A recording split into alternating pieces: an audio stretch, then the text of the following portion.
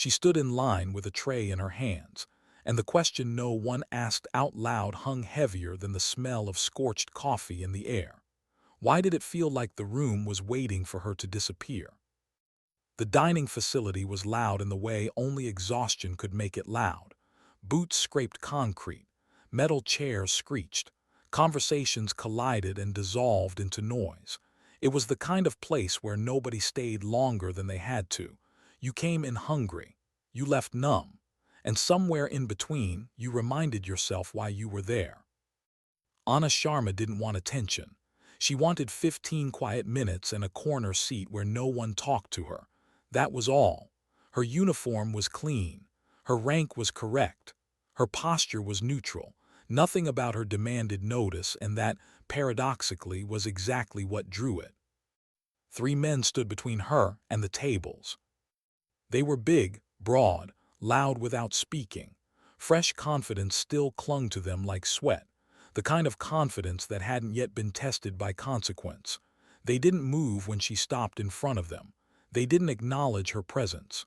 They simply stood there, bodies angled just enough to block the path. Anna waited. Waiting had never bothered her. Waiting was data. The one in the center finally looked down at her, eyes narrowing slightly, as if he just noticed an administrative inconvenience. His smile came slow and crooked. "Well, I'll be damned," he said, loud enough for others to hear. A chief warrant officer didn't expect that in the chow line. Laughter followed. Not everyone laughed. Some people pretended not to hear. Some stared too long and then looked away. Anna felt it, the familiar tightening behind her ribs. Not fear, not anger, recognition. She felt it in briefing rooms, on tarmacs, in hallways where voices dropped when she walked past, the weight of being underestimated before she ever opened her mouth. "Excuse me," she said calmly, "I need to pass." The man leaned closer, invading the space deliberately. "Relax, Chief. We're talking mission stuff, probably above your pay grade." More laughter, louder this time. Anna looked at the name tape stitched above his pocket. She memorized it. Then the others. The way their shoulders squared. The way their weight shifted. The way they were performing for an invisible audience. She nodded once, not in surrender, in confirmation. Without another word, she turned, set her untouched tray aside and walked out. Behind her, the laughter grew. And inside her, something clicked shut. Back in the quiet of the SCIF, the world made sense again. Machines hummed, data flowed, screens glowed with patterns that never lied and signals that didn't care who you were or how loud you spoke. Anna logged the incident with clinical precision. Time, location, names, quotes, no emotion, no judgment. Just facts. She didn't complain, she didn't escalate, she collected. Because one incident meant nothing. But patterns meant everything. Hours later, as night settled over the base, the need for caffeine became unavoidable. Anna stepped back into the open air, the gravel crunching softly beneath her boots. That was when she saw them again. Waiting. The realization landed cold and sharp. This wasn't coincidence. This was intent. They stepped into her path with practiced casualness, bodies closing the space around her without touching. The air changed.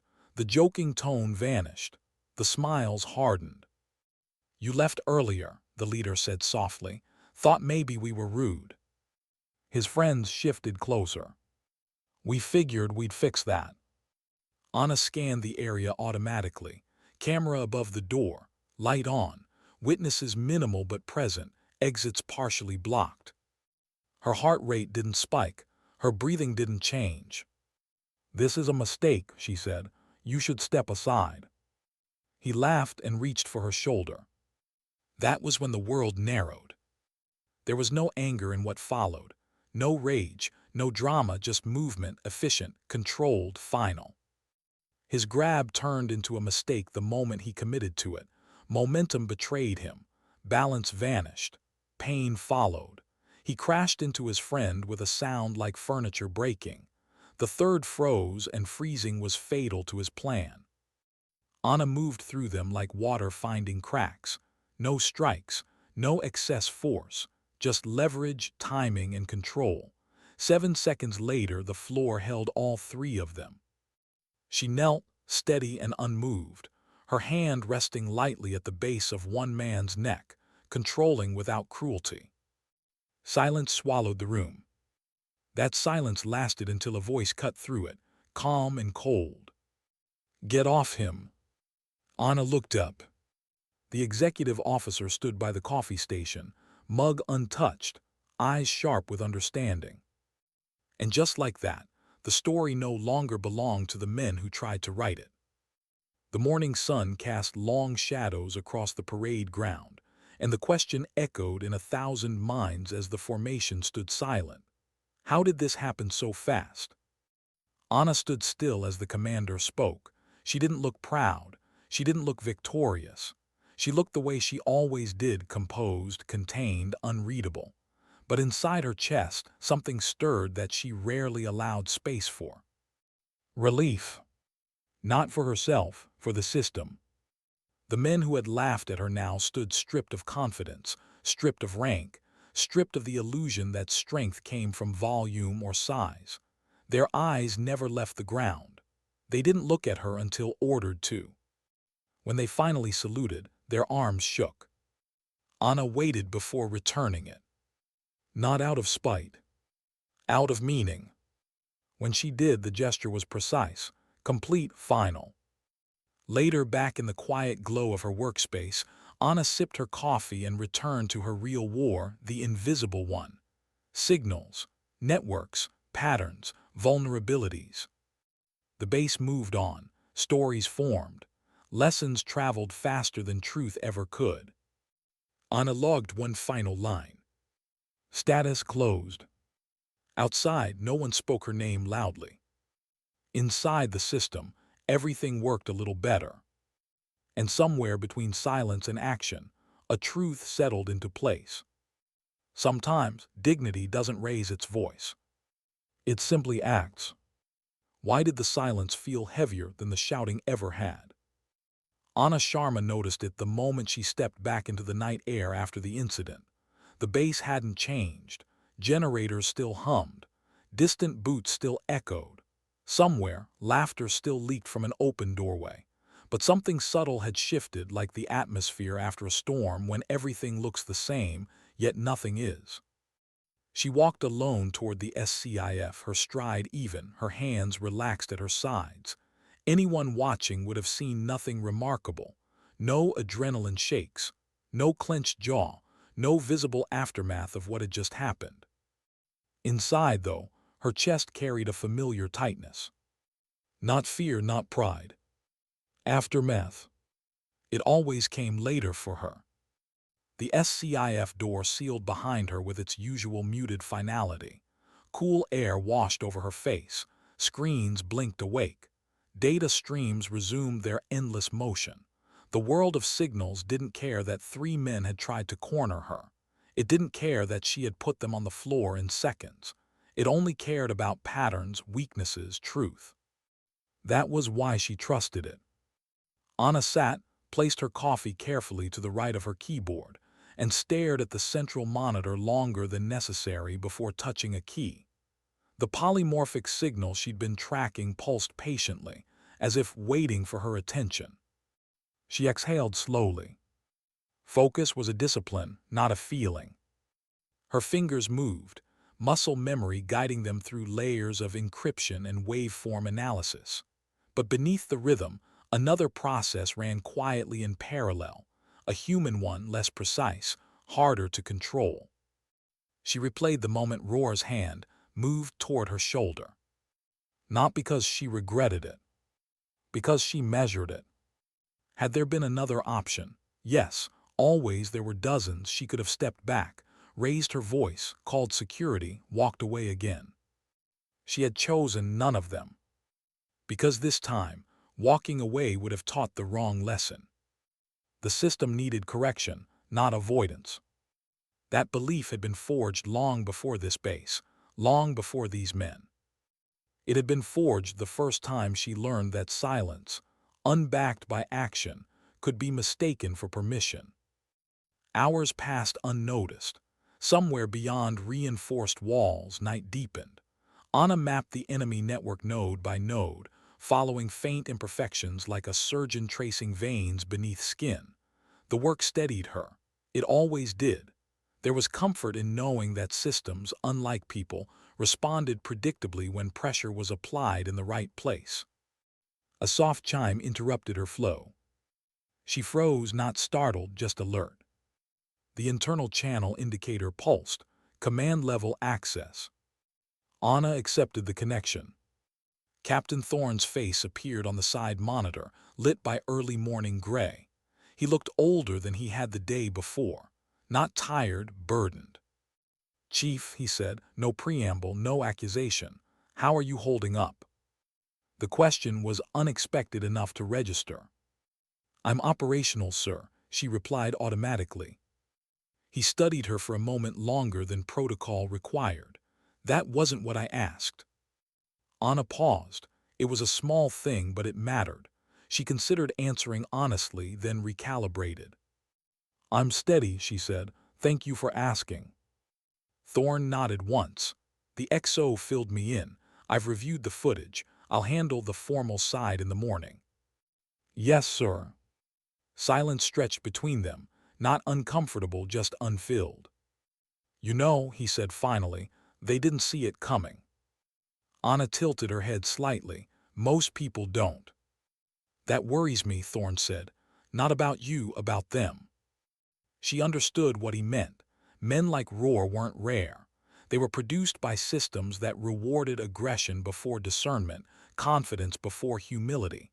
Sometimes those systems corrected themselves. Sometimes they didn't. "That's why documentation matters," Anna said. "Patterns don't lie." Thorne's mouth curved into something that might have been a smile. "No, they don't." The feed cut. Anna returned her attention to the map, but the interruption lingered. Not because of command involvement, she'd expected that, but because of the tone.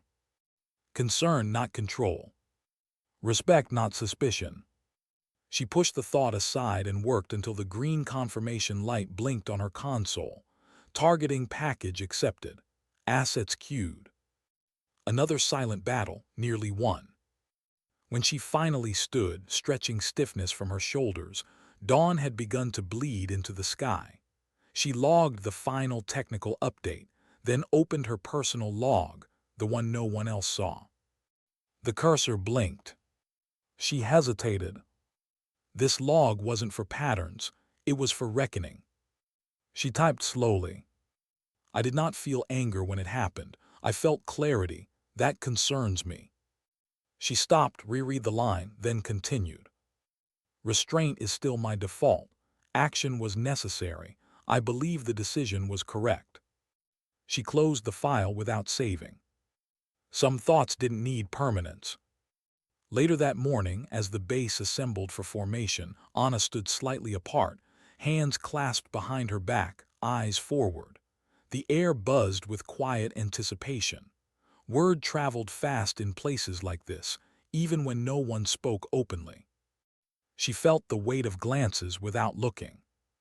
Curiosity, speculation, something close to awe quickly buried under discipline. When the commander spoke, Anna listened with the same attention she gave to mission briefs. His words were precise, measured. He didn't embellish. He didn't dramatize. He didn't need to. When he finished, the silence that followed was different from the one the night before. This one carried understanding. As the three men were ordered to face her, Anna felt something unexpected rise in her chest. Not satisfaction. Sadness. They looked younger now, smaller. The arrogance burned away, leaving behind raw exposure. She saw fear there, yes, but also confusion. The moment when a worldview fractures is rarely graceful. When they saluted, she waited. She always waited. That pause wasn't power, it was mercy. After returning the salute, she stepped back into anonymity as easily as she had stepped out of it. By mid-morning, the base resumed its rhythm. Vehicles rolled. Radios crackled. Life continued, absorbing the incident into its collective memory. Legends began forming immediately, exaggerated timelines, embellished movements, whispered admiration. Anna ignored all of it. She returned to her screens. That afternoon, alone in the controlled hum of her workspace, the emotional residue finally surfaced. It always waited until she was safe, until there were no eyes on her, no roles to perform. She leaned back, closed her eyes briefly, and let the feeling pass through instead of pushing it down. Ignored, not just by those men, but by systems that had failed to teach them better. Anxious, not about herself, but about the next woman who wouldn't have her training, her restraint, her options. Determined, because correction, once applied, had to hold. She opened the technical log again and reviewed the enemy network one last time. Soon, it would go dark. Somewhere far away, people would feel confusion, disruption, loss of control, all without knowing why. Anna understood that feeling intimately. She saved the file. Before leaving for the night, she added a single line to the official incident log. Correction achieved without escalation. System integrity improved. It was true, but it wasn't the whole truth. As she stepped out into the evening light, Anna allowed herself one quiet thought, one that never made it into any log. Strength wasn't loud, but neither was silence enough. Sometimes the hardest balance was knowing when to let dignity endure and when to let it move. And tomorrow, she knew, the system would test that balance again. Why did the base feel like it was holding its breath the next time she walked through it? Anna noticed it in the smallest ways first. Conversations that softened mid-sentence, boots that adjusted their cadence as she passed, eyes that lifted then dropped, not out of fear exactly, but recalibration. The system was still learning. She didn't like that part. Attention was a currency she never asked for and never trusted. Attention distorted data. It created noise where clarity should live. And yet, noise followed correction the way dust followed impact. She kept her pace steady as she crossed the gravel toward the operations building. Same stride, same posture, same neutral expression.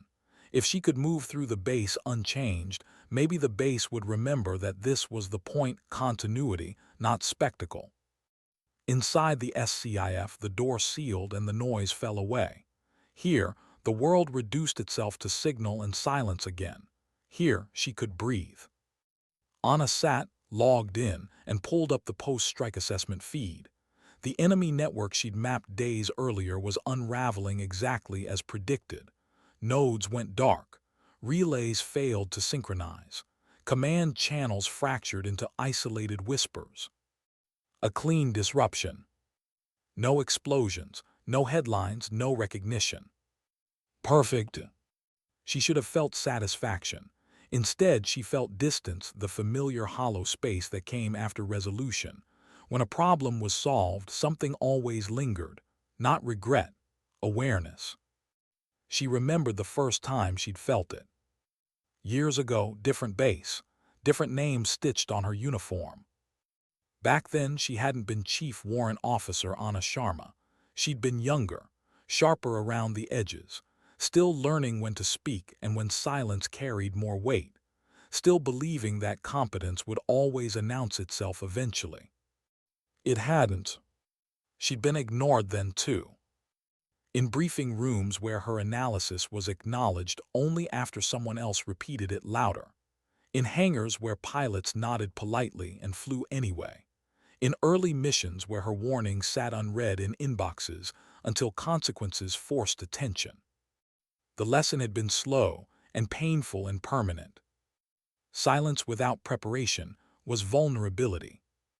Silence with capability was leverage. The difference mattered. A soft knock at the SCIF door pulled her back to the present. The internal indicator showed clearance authorization. She allowed entry. Lieutenant Commander Rostova stepped inside, tablet under one arm. Her expression was professional, but her eyes were alert in the way of someone who didn't waste time. "Chief," she said, "I won't keep you long." Anna inclined her head. "Ma'am." Rostova glanced at the screens, then back to Anna. "The disciplinary actions are complete. Word has spread beyond the base." Anna didn't respond immediately. She knew better than to ask how far. "Selection pipeline commanders are reassessing," Rostova continued. "There's concern about culture." There it was. Correction rippling outward. "That was inevitable," Anna said quietly. Rostova studied her. "You anticipated this." "I documented for it." A faint smile touched the XO's mouth. "Of course you did." She hesitated, then added, "There's another matter. Command wants to bring you in on a forward advisory role, not permanent, situational." Anna's fingers paused over the keyboard. "Define situational." "A joint tasking, embedded oversight, real-time assessment support for a unit that struggles with internal discipline." Anna understood immediately. She also understood the risk. Visibility. Authority exercised outside her usual domain. Noise. "With respect, ma'am," Anna said, choosing her words carefully, "my effectiveness relies on distance." "And sometimes distance is the problem," Rostova replied. They held each other's gaze, not adversarial but honest. "I'll consider it," Anna said. Rostova nodded. "That's all I ask." When the door sealed again, Anna leaned back and let the thought settle. She didn't like the idea, not because she feared conflict, but because she knew what it cost. When you stepped into the open to correct a system, the system didn't always thank you. Sometimes it resisted. Sometimes it retaliated quietly. But sometimes it changed. She returned to her work, but her focus wavered. The base had learned something from the incident, but learning faded without reinforcement. She'd seen it before. Correction required presence, not dominance, not fear. Consistency. By late afternoon, she found herself walking past the training yards. Shouts echoed.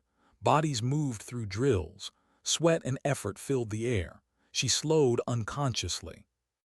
At the edge of the field, she saw them. The three men. They wore different patches now. Lower rank. Sanitation detail markings still visible beneath training gear. Their movements lacked the easy confidence they once carried. They trained harder than anyone else on the field, not to impress, but to disappear. Anna stopped. They noticed her almost immediately. The first froze, the second stiffened, the third swallowed hard. They snapped to attention, salute, sharp eyes forward. Anna returned it without pause this time. "Carry on," she said. Her voice was calm, neutral. They hesitated, then resumed training, movements a fraction tighter, more disciplined than before. As she walked away, something loosened in her chest. Correction didn't always look like punishment. Sometimes it looked like humility taking root. That evening, alone again, Anna opened the personal log she rarely touched. This time, she didn't hesitate. Visibility is becoming unavoidable. She paused, then continued. The question is no longer whether to act, but how often. She thought of the young women she'd seen on base. Analysts, medics, pilots in training, quiet professionals navigating systems that hadn't been built with them in mind. She thought of how close the incident had come to being dismissed as just words. She saved the file. The advisory tasking came through the next morning. Forward Operating Site Halloway, Joint Unit, History of Internal Issues, Recent Near-Miss Incidents Tied to Arrogance and Procedural Shortcuts. Anna read the briefing twice. This wasn't about fighting an enemy. This was about preventing one from forming inside. She packed lightly. No ceremony, no send-off, just orders and execution. As the transport lifted off, the base shrinking beneath her, Anna watched the perimeter blur into distance. She felt the familiar mix of resolve and unease settle in her chest. She wasn't going to be liked there. That was fine. She wasn't going to be loud. She never was. But she would be present. And presence, she knew now, was sometimes the sharpest correction of all. The aircraft banked toward the horizon, carrying her toward another system under strain, another place where silence had been mistaken for weakness. This time, she wouldn't wait for the mistake to complete itself. Some lessons she had learned were best taught before the damage was done. What happens when silence arrives before the mistake instead of after it? Anna felt the answer forming the moment the aircraft touched down. Forward Operating Site Halloway was smaller than Cinder, tighter, louder in its own way. Space compressed people. People compressed patience. She sensed it as she stepped onto the tarmac, the subtle edge in the air, the way movement carried tension instead of rhythm. This place didn't hum. It vibrated. No one greeted her with ceremony. That was intentional. Advisory roles rarely came with handshakes. They came with skepticism. A young staff sergeant met her at the perimeter, his posture correct, his eyes scanning past her as if expecting someone else. "Ma'am," he said, then corrected himself. "Chief." She noted the adjustment. "Where should I stow my gear?" she asked. He blinked, caught off guard by the absence of instruction or assertion. Barracks, east side. I'll show you." As they walked, Anna listened more than she spoke. Voices carried from open bays, laughter edged with strain, arguments that ended abruptly when she passed. The staff sergeant kept glancing at her rank, then at her face, recalibrating with each step. "You've been briefed on our situation," he said finally, as if trying to reclaim narrative ground. "I've read the reports," Anna replied. "Briefings are interpretations." That gave him pause. At the command hut, introductions were efficient and cool. Officers nodded. NCOs assessed. No one challenged her presence openly, which worried her more than outright resistance would have.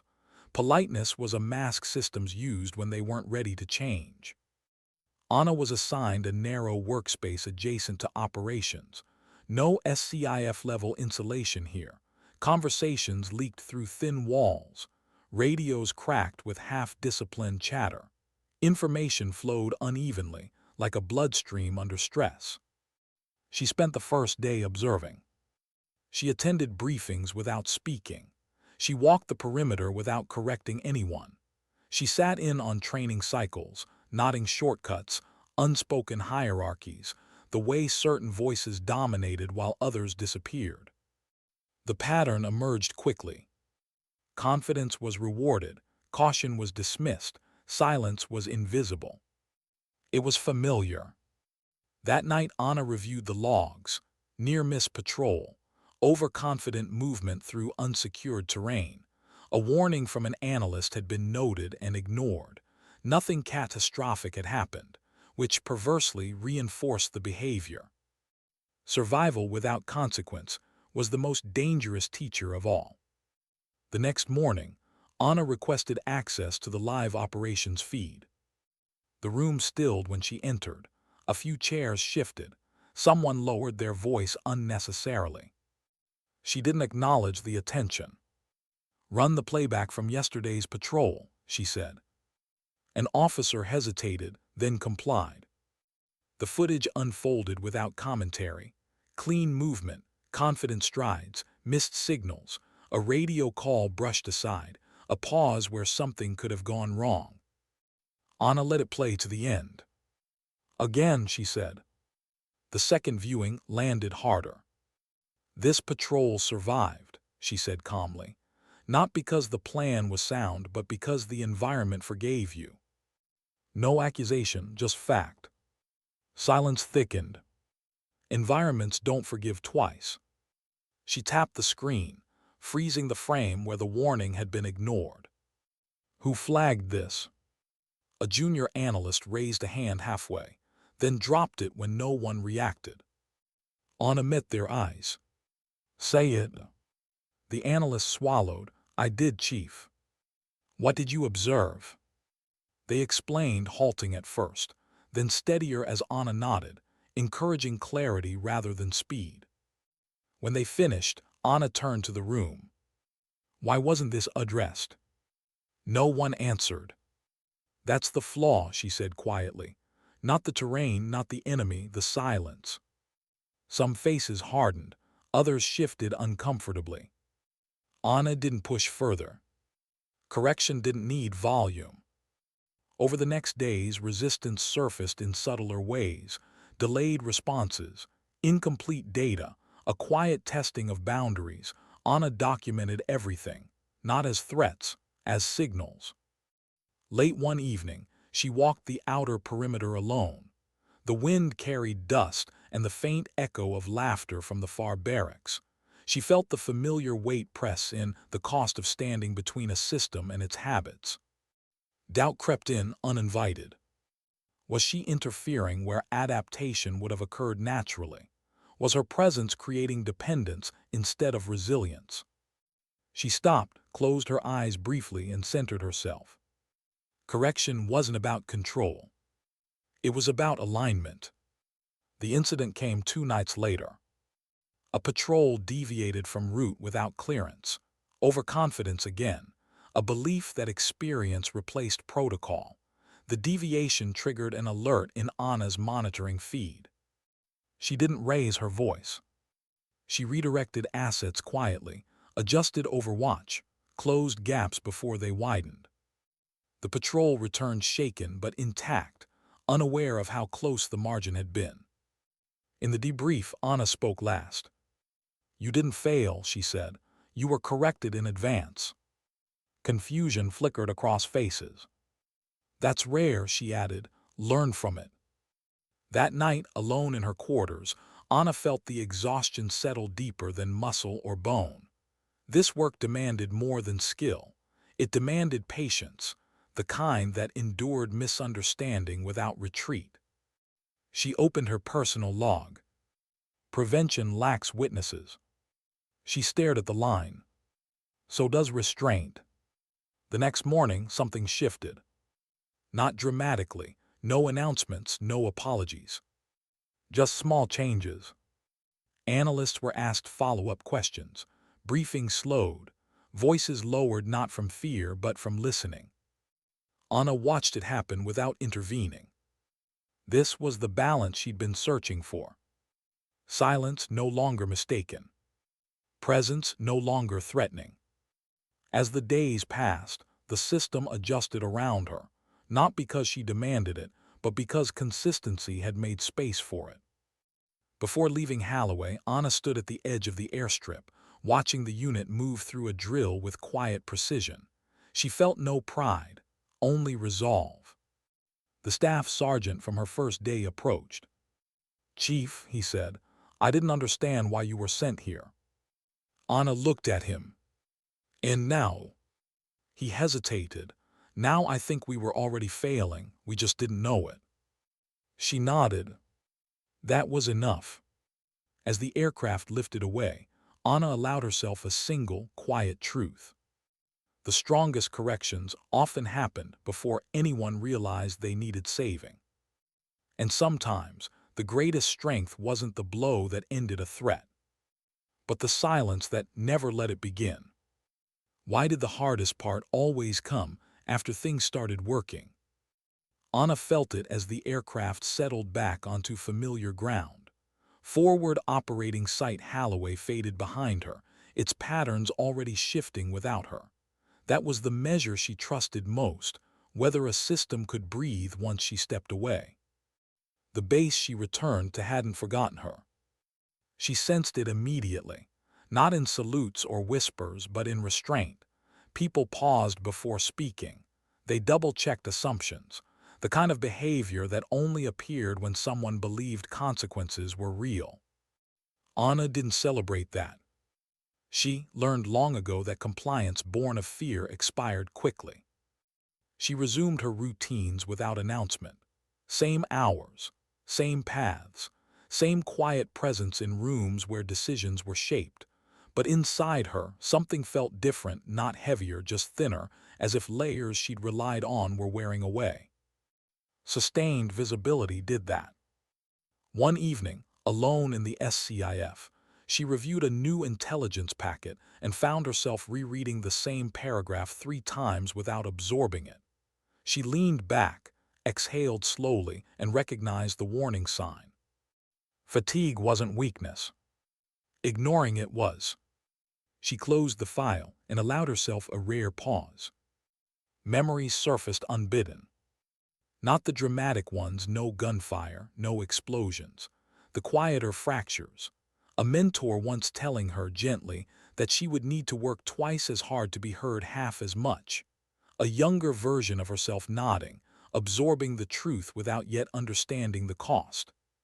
She had built herself around that truth, brick by brick, silence by silence. Now she wondered what it had taken from her. A knock interrupted her thoughts. Captain Thorne stepped inside, his expression unreadable. "Chief," he said, "walk with me." They moved through the base without destination, the way two people did when the conversation mattered more than where it happened. "You've changed the tone here," Thorne said after a while. "Tone isn't stability," Anna replied. "No," he agreed, "but it's a start." They stopped near the perimeter, where the lights thinned and the night pressed closer. "I'm concerned about you," Thorne said plainly. Anna turned to face him. "Concern is inefficient," she said gently, but noted. He smiled despite himself. "You can't keep carrying correction alone." "I'm not," she said. "The system is learning. But you're still the fulcrum." That landed harder than she expected. Fulcrums wore down. The next days tested that truth. A senior operator pushed back openly during a briefing, dismissing a junior analyst's caution with practiced charm. The room leaned toward familiarity, toward comfort. Anna intervened calmly, decisively. The operator complied, but his eyes hardened. That night she found her access delayed by seconds, not enough to file, enough to notice. Resistance had evolved. Not loud. Administrative. The most dangerous kind. She documented it all. Not to punish. To understand. Patterns emerged again, this time not of arrogance but of preservation. Those who felt power slipping often grasped quietly. They didn't attack. They eroded. Anna felt the weight of it settle into her bones. She wasn't just correcting behavior anymore. She was challenging identity. That realization unsettled her more than any confrontation had. Late one night, unable to sleep, Anna stepped outside. The sky stretched wide and indifferent above her. She remembered a phrase from an old instructor, spoken during a moment of rare honesty. Being right isn't the same as being safe. She had been right at the DFAC, right at Holloway, right in her assessments. But safety for herself, for others like her, was more fragile. The next morning, she requested a meeting with command. Not to complain. To redefine. "I can't be the permanent answer," she said when they sat down. "If correction depends on my presence, it will fail." They listened. That mattered. She proposed structural changes, rotational oversight, anonymous reporting channels with actual teeth, training that addressed restraint and humility, not just aggression. Some resisted. Some leaned forward. Change was never unanimous. Weeks passed. Slowly, deliberately, the load shifted. Responsibility spread. Authority diversified. Anna stepped back where she could. When the new systems launched, she felt something unfamiliar. Relief. Not the absence of pressure, but the sharing of it. One afternoon, she passed a group of young soldiers laughing near the DFAC. The sound didn't tighten her chest this time. It simply existed. That was progress. Back in the SCIF, she completed another mission quietly, efficiently, invisibly. The green confirmation blinked. Another enemy network fell silent. She logged it, then closed the file. Her personal log remained open longer than usual. Correction cannot rely on endurance alone. She paused. Even resilience needs rest. She saved it. As she shut down for the night, Anna understood the final lesson forming, the one no training pipeline ever taught. Strength wasn't just knowing when to act. It was knowing when to stop carrying what others must learn to hold themselves. And for the first time in a long while, she believed the system might be ready to do just that. What remains when the noise fades, and the system finally learns to stand without you? Anna felt the answer before she understood it. It came not as relief, but as space. The base no longer leaned when she entered a room. Conversations didn't stall. Briefings didn't tighten. Her presence had returned to what it was always meant to be: context, not gravity. That shift was subtle enough that most people wouldn't have noticed it. She did. It meant the correction had taken root. She walked the perimeter one last time at dusk. The sky stretched thin and pale above the wire. Guards nodded to her, not sharply, not nervously. Normally. That normality settled something deep in her chest. She had learned, over years of silent labor, that systems often mistook vigilance for dependence. They leaned on the one person who noticed flaws, instead of teaching everyone else to look. Stepping back was the hardest discipline of all. Inside the operations center, a new analyst briefed a patrol leader. The analyst's voice didn't waver. The patrol leader listened without interruption. Questions followed, real ones, not challenges disguised as curiosity. Anna stood in the doorway, unnoticed. That was the moment. Not the takedown in the mess hall. Not the public correction on the parade ground. Not even the quiet prevention at Holloway. This, when competence spoke softly and was heard anyway. She turned away before anyone realized she'd been there. Her final mission brief arrived that night, short, precise, no flourish. A network she had helped map months earlier was reconstituting itself under a new configuration, smarter, more cautious, a reminder that adversaries adapted just as institutions did.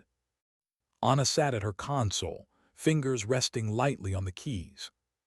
This work would never end. But she felt no resentment toward that truth. She entered the data flow, her mind slipping into the familiar geometry of signals and intent. Time dissolved. The outside world narrowed to patterns, latency, correlation. She found the flaw not quickly but inevitably. They always left one. Humans did. As she prepared the targeting package, she paused. Not from doubt. From reflection. She thought of the young analyst whose voice had almost gone unheard. The staff sergeant at Holloway who had learned to listen. Even the three men from the mess hall, now quieter, humbler, rebuilding themselves from the ground up. Correction wasn't erasure. It was redirection. She sent the package. The confirmation light blinked green. Silence followed, the good kind. Later, alone in her quarters, Anna packed slowly. Not because she was leaving immediately, but because she wanted to. The act itself was grounding, folding uniforms, aligning edges, choosing what to carry and what to leave behind. At the bottom of a drawer, she found the small, worn notebook she hadn't opened in years. Paper, not digital. An artifact from a time when she'd needed to write by hand to believe something mattered. She sat on the edge of the bed and opened it. The early pages were rough, anger disguised as discipline, hurt translated into resolve, promises written to herself in tight, compressed script. Near the end, the writing softened. She turned to the last blank page. For a long moment, she didn't write. Then she did. I once believed silence was safety. She paused, listening to the distant hum of generators, the heartbeat of the base. Now I know silence is only dignity when it's chosen, and only strength when it's understood. She closed the notebook and slid it back into the drawer. The next morning, Anna stood once more at the edge of the parade ground, not as a focal point but as part of the structure. Orders were given, movements flowed, the base functioned. Captain Thorne approached, hands clasped behind his back. "You've done something rare here," he said quietly. Anna didn't answer right away. "Systems don't change because they're told to," she said finally. "They change when they're forced to see themselves clearly." "And you," he asked, "what changes for you?" She considered the question. "I stopped mistaking responsibility for isolation." He nodded, understanding more than he said. When she walked away, it wasn't dramatic. No farewell, no recognition, just another figure moving with purpose through a place that no longer needed her shadow to stay upright. As she passed the mess hall, she glanced inside. The line moved smoothly. No one blocked the path. Outside, the sun climbed higher, washing the base in harsh, honest light. Anna adjusted her stride and kept walking. There would be other bases, other systems under strain, other moments when silence would be mistaken for weakness and restraint confused for absence. She would meet those moments the same way she always had. With patience, with clarity, with action only when necessary. Because she had learned what so few ever did. That strength does not announce itself. That dignity does not demand attention. And that the most powerful corrections are not the ones that leave bruises, but the ones that leave understanding behind.